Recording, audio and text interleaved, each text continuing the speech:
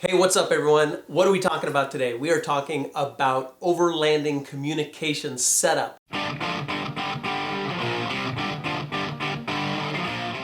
We have a companion article over on the website so you can slow it down, look at some pictures and some of the brands we actually use. But here's the thing, if you're just getting into it, you're probably saying, what do I use? You probably have two concerns. One, that you get the right radio, and two, you want to know that other people out there are using the same equipment as you so that you can talk to somebody. Not very fun being the only person with a cup and a string. Know what I'm saying? Let's break it down. We're going to talk about 5 main types today. We have FRS, GMRS, CB, ham, and satellite. We're going to cover them all really quickly. FRS, those are the kiddie radios. You can get those down at Radio Shack, and they're really limited to about 50 milliwatts, and the range as a result is very short. They're inexpensive, but they're equivalent of little walkie-talkies that you might use around the house. They're fun for kids, but you might be just as effective leaning out your truck door and yelling to the rig in front of you. So if you're on the trail, if you're out overlanding, they're really not all that effective. Maybe around the campsite, but they're short range, so you want something with more power for overlanding.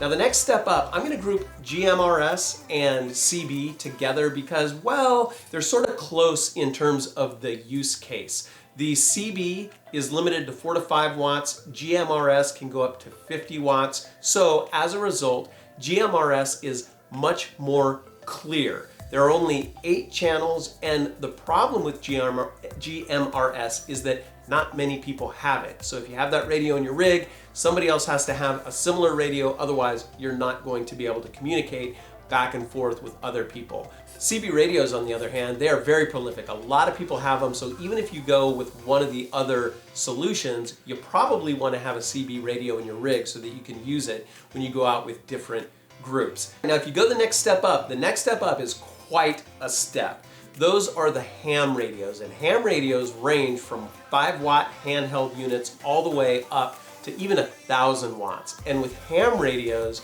you've got quite a distance you can communicate. They're probably not as popular as CB radios, but a lot of folks have ham radios, and with a very powerful ham radio, you can transmit up to 90 miles. And if you tap into a repeater, you can double that or go even further. Now the limitation with ham radios is that you need a license in order to operate a ham radio. Get your license. All right, now the next step up is satellite radios. For satellite radios, they range from the handhelds to larger units that can actually transmit data. I'm not going to go into data transmission satellite radios because they're very expensive. You usually go in with a group of people and you plan around it, but we're talking about thousands of dollars in data charges and equipment costs. So usually it's a rental.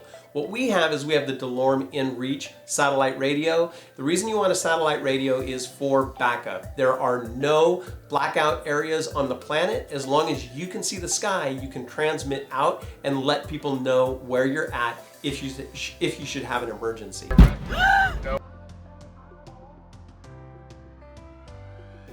So at the end of the day, we use a combination of things in our rig. We have a CB radio, we have a GMRS Midland radio, and we also have the InReach satellite radio for backup if we need to communicate. So it's a combination of things, and with that combination, we can usually communicate with anyone if we're in a new group and we're trying to communicate on the trail. Our next step is going to be ham as soon as I get licensed, and we'll have different combinations of equipment in the rig. All right, so again, if you go to our website, there's a companion article to all this information. A special thanks to Isaac, also known as Lawn Dart Designs on Instagram, for tying together the article and sharing his knowledge about overland communications. We'll have pictures, different products, and exactly what we use in the Overland Bound rig. So get on over there, and you can also find out more about Overland Bound. We are a worldwide community of overlanders. We'd love to have you. Until next time, outfit and explore.